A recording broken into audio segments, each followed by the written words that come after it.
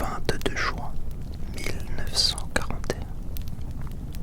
Au cœur de la nuit, sans déclaration, l'Allemagne nazie rompt le pacte germano-soviétique et déclenche l'une des plus grandes invasions de l'histoire contre l'Union soviétique. L'opération Barbarossa commence. Plus de 3 millions de soldats, appuyés par leurs alliés, franchissent la frontière sur près de 3000 km, de la mer Baltique à la mer Noire. Ce n'est pas une simple offensive, mais une guerre d'anéantissement, pensée dès le départ comme idéologique et raciale.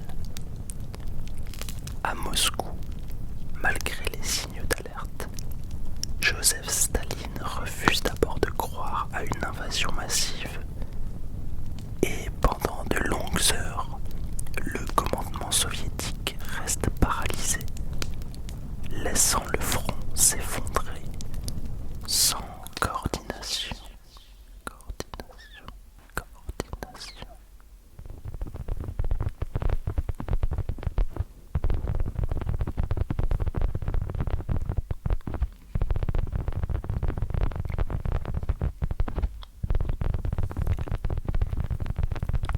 En Allemagne, quelques heures après le début de l'offensive, Adolf Hitler s'adresse à son peuple et il présente l'attaque comme une nécessité, une guerre préventive destinée à protéger l'Europe du bolchevisme. Dans ce récit, l'Allemagne ne serait pas l'agresseur, mais celle qui anticipe une menace imminente. Pourtant, derrière ce discours, la réalité est tout autre. L'invasion de l'Union soviétique n'est ni improvisée, ni dictée par l'urgence. Elle est pensée et préparée depuis des mois dans le plus grand secret. Car en réalité, cette guerre ne naît pas en 1941. Dans l'Europe des années 1920 et 1930, deux visions du monde s'opposent sans jamais pouvoir coexister. D'un côté, Adolf Hitler, à la tête du régime nazi, un régime totalitaire marqué par une idéologie raciale, expansionniste et profondément anticommuniste. Un régime marqué par la Première Guerre mondiale. Hitler est obsédé par la puissance et la revanche. Dans son esprit, l'Allemagne doit redevenir une grande nation. Mais pour cela, elle a besoin d'espace, toujours plus d'espace.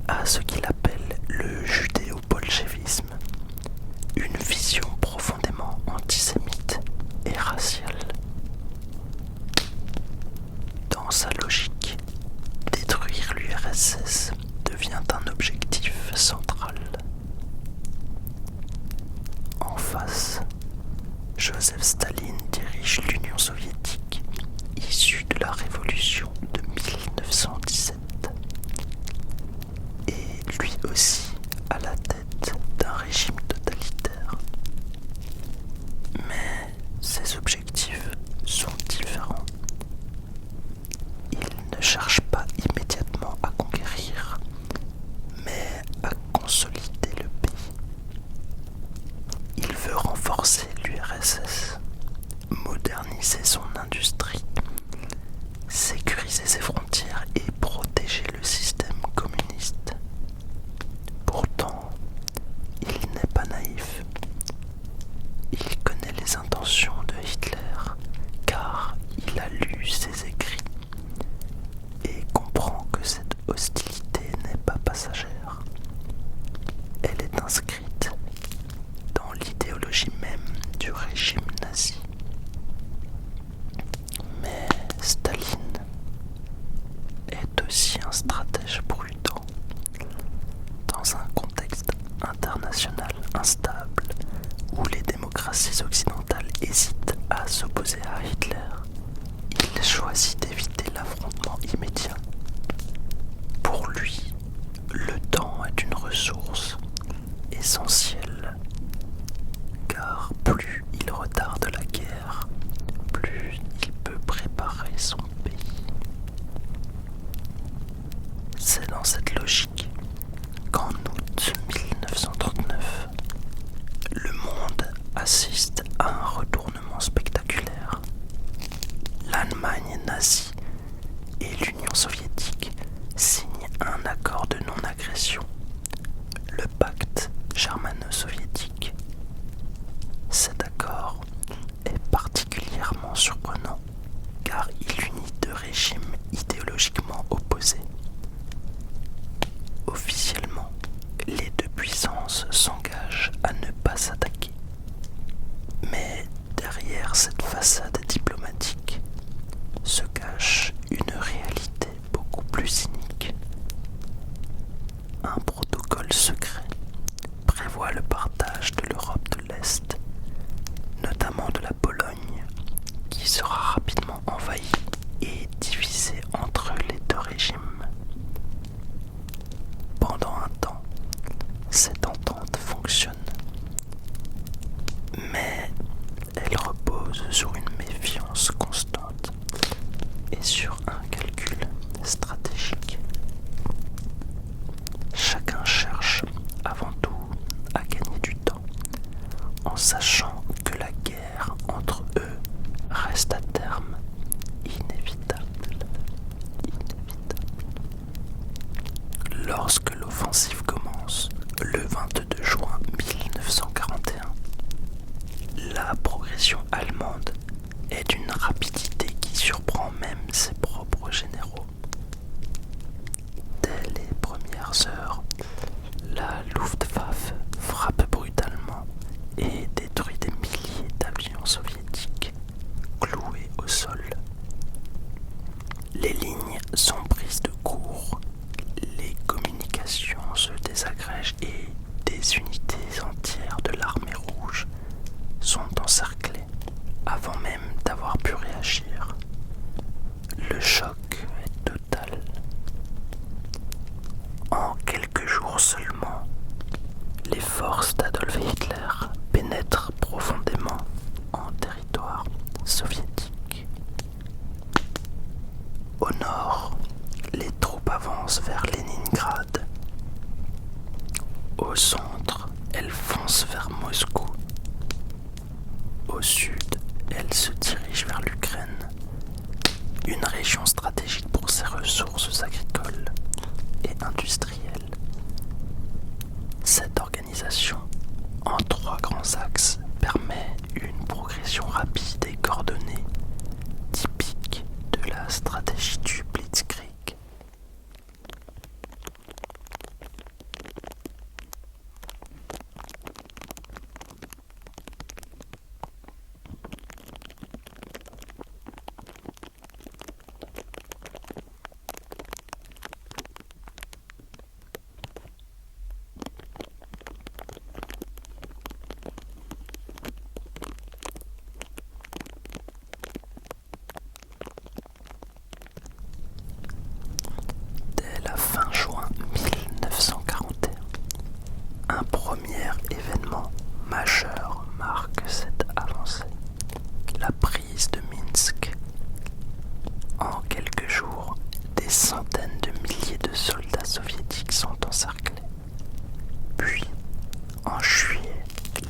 Se déplace vers Smolensk, une ville clé Là encore, les forces soviétiques subissent de lourdes pertes. Mais c'est surtout en septembre 1941, autour de Kiev, que l'on assiste à l'un des plus grands encerclements de toute la guerre. Sous le commandement du maréchal Gerd von Rundstedt, les forces allemandes referment un piège gigantesque. 600 000 soldats soviétiques sont faits prisonniers. Ces victoires donnent l'impression que rien ne peut arrêter l'avancée allemande. Mais derrière ces succès militaires, une autre réalité très sombre se met en place. À Kiev, peu après la prise de la ville, une série d'explosions frappe les positions allemandes. Des charges laissées par les services soviétiques détruisent plusieurs bâtiments et causent de lourdes pertes. Très vite, les autorités nazies désignent un responsable. Les juifs de la ville sont accusés d'avoir participé à ces sabotages. Dans les jours qui suivent, cette accusation se transforme en prétexte. Des unités spéciales allemandes organisent alors l'un des plus grands massacres de civils de toute la guerre. En 2 jours, plus de 30 000 juifs sont exécutés dans le ravin de Babi Yar. Et pendant que cette violence extrême s'abat sur les populations civiles, sur le front, l'effondrement se poursuit.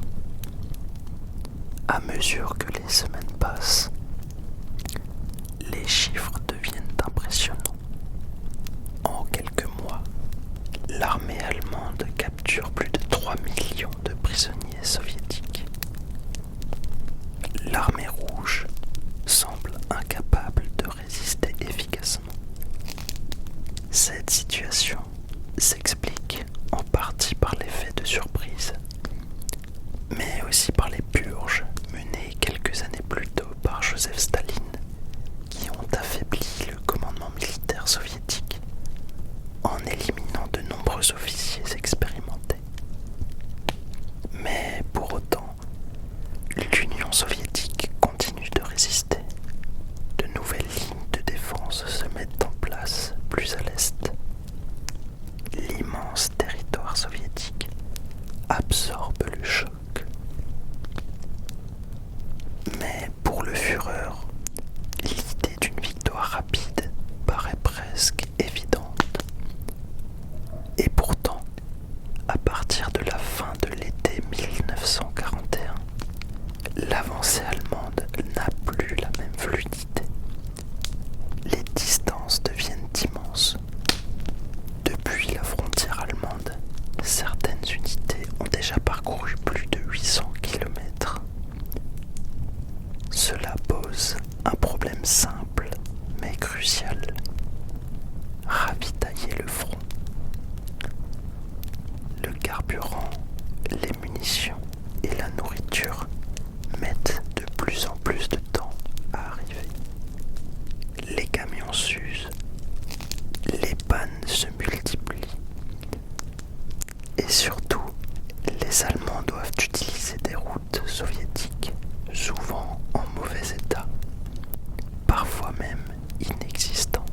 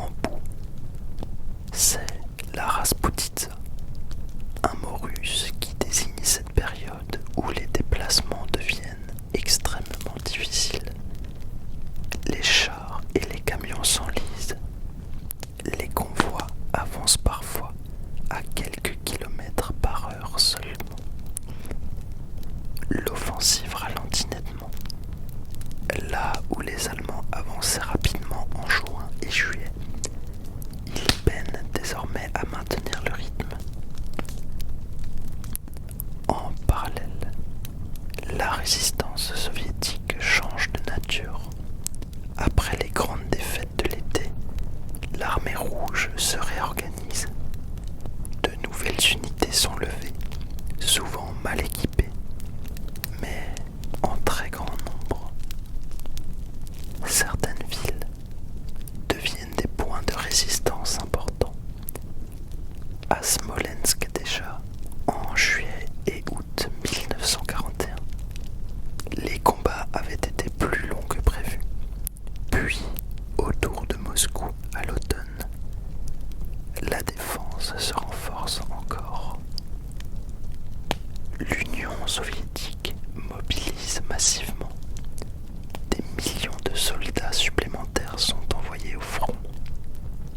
L'industrie est déplacée vers l'est, loin des combats, ce qui permet de continuer à produire des armes. Joseph Staline impose également une discipline très dure. Interdiction de reculer sans ordre, mobilisation totale de la population.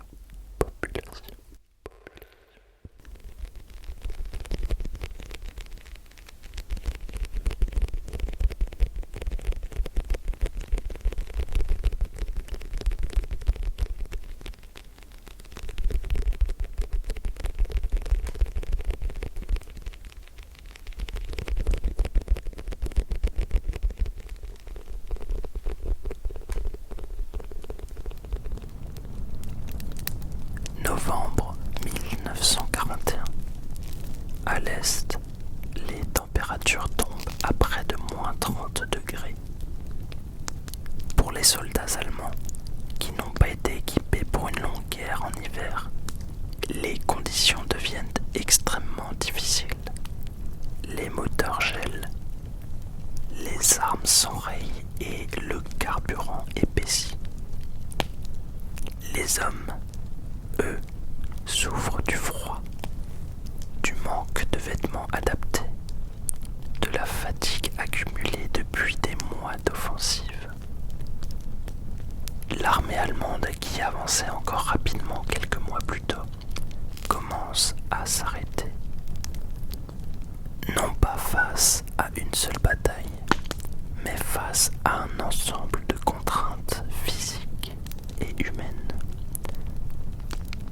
Dans le même temps, les forces allemandes approchent de Moscou. À certains endroits, elles ne sont plus qu'à quelques dizaines de kilomètres de la capitale soviétique.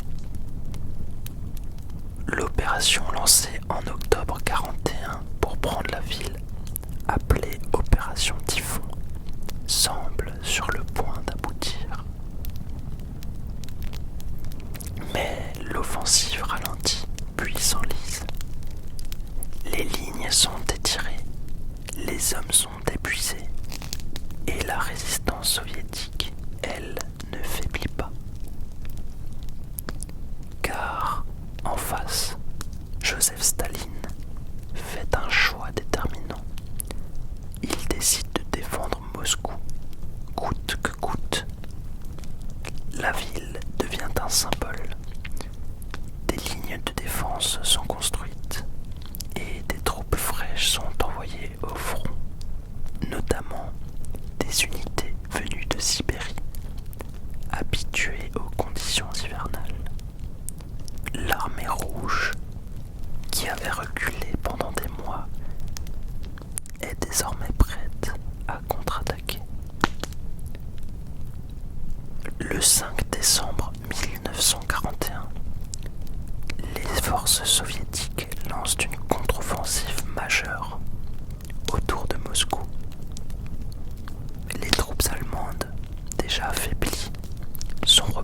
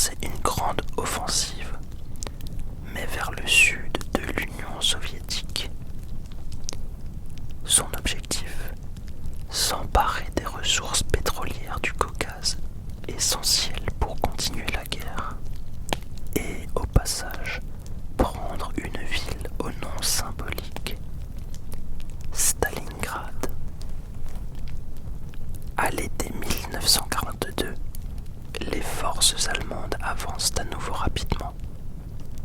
La 6e armée allemande, commandée par le général Friedrich Paulus, se dirige alors vers Stalingrad. Le 23 août 1942, la ville est bombardée massivement par la Luftwaffe. Des quartiers entiers sont détruits, des milliers de civils sont tués et Stalingrad devient un champ de ruines. Mais, paradoxalement, ces ruines vont transformer la bataille, car ce qui commence alors n'est plus une guerre de mouvement, mais une guerre d'usure, lente et étouffante. Les combats se déroulent maison par maison, étage par étage, parfois même pièce par pièce.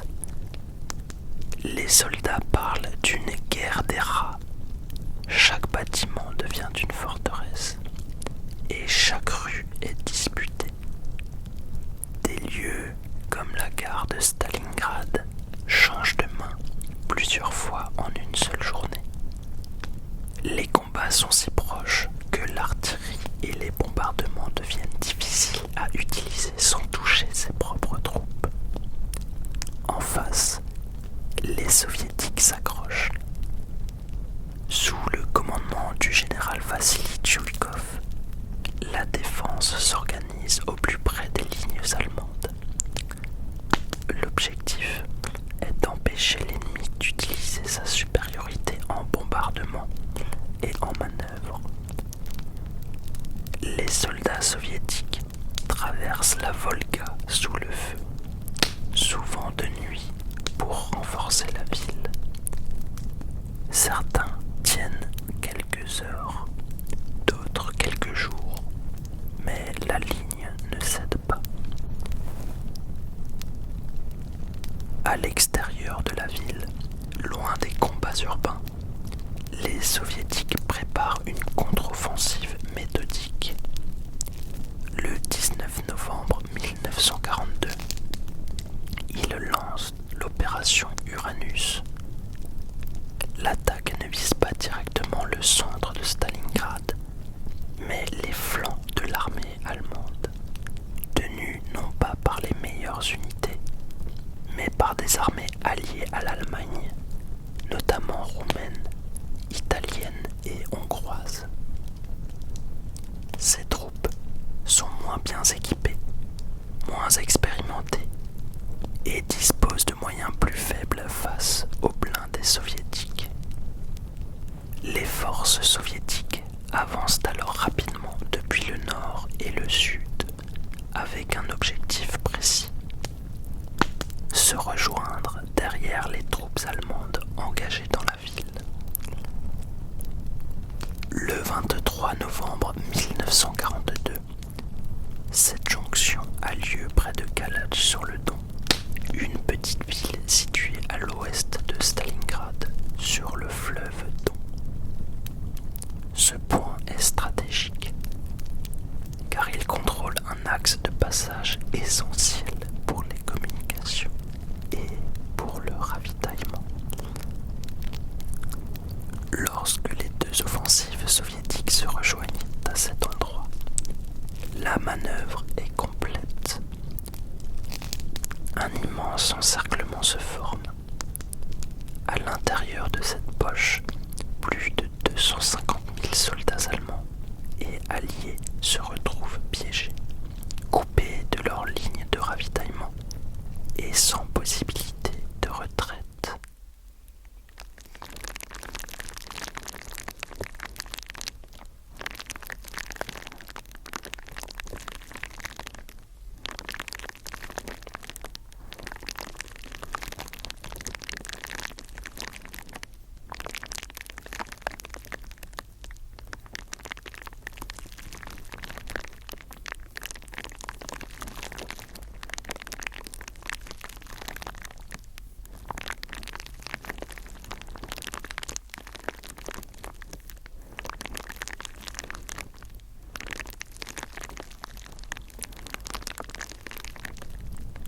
À mesure que l'encerclement se resserre, La situation devient critique pour les forces allemandes piégées à Stalingrad.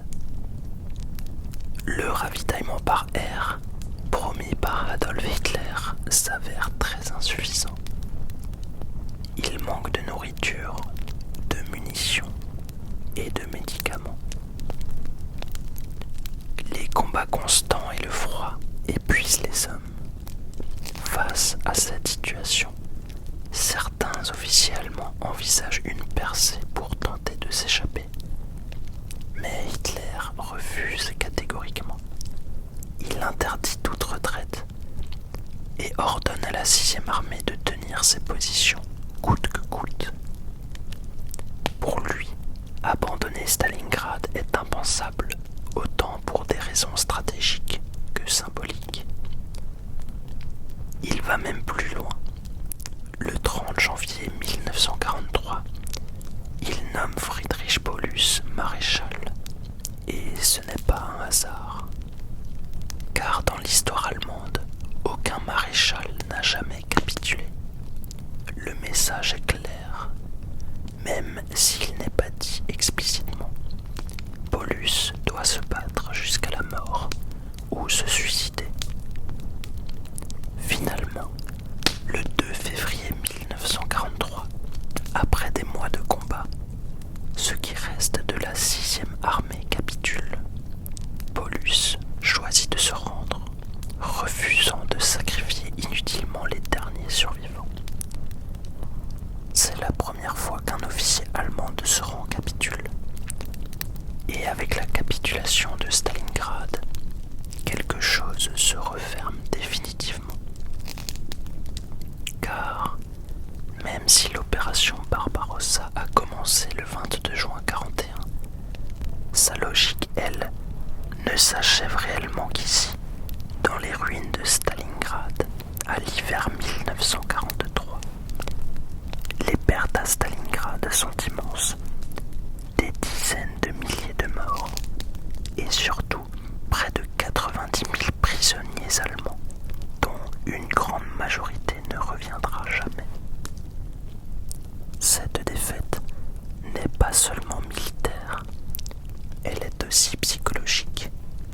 Pour la première fois, une grande armée allemande est détruite de manière totale. Et cela brise le sentiment d'invincibilité construit depuis le début de la guerre. Dans les mois qui suivent, Joseph Staline et le commandement soviétique exploitent cet avantage. L'armée rouge lance une série d'offensives pour repousser les forces allemandes vers l'ouest. L'Allemagne tente de reprendre l'initiative une dernière fois à l'été 1943, lors de la bataille de Kursk, la plus grande bataille de chars de l'histoire. Mais cette offensive échoue. Et tandis qu'à l'est, l'armée allemande s'épuise progressivement dans une guerre qu'elle ne peut plus gagner, une autre réalité se prépare, plus à l'ouest. Une opération destinée à ouvrir un nouveau front et à prendre l'Allemagne en étau. C'est l'opération Overlord, dont tu pourras en apprendre tous les secrets sur cette vidéo qui s'affiche maintenant sur ton écran. Alors, si tu as aimé et que tu veux plus de contenu de ce genre, n'hésite